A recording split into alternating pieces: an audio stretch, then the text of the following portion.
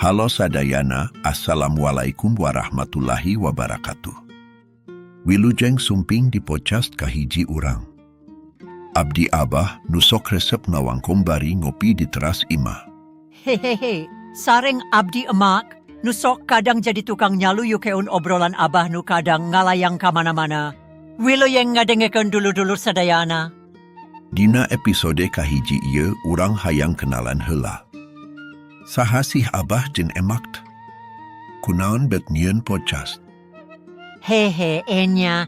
Jadi cerita nama saban pauting, urang teh sok ngobrol, ti mimiti kaayaan sapopoe nepi ka hal-hal nu rada jero. Kadang soal kahirupan, kadang oge nostalgia waktu baheula.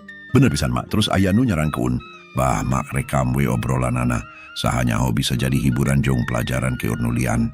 Akhirna ya yuk hayu atuh urang cobaan. Sanajan teu saku maha profesional, nu penting mah tulus jong aya gunana.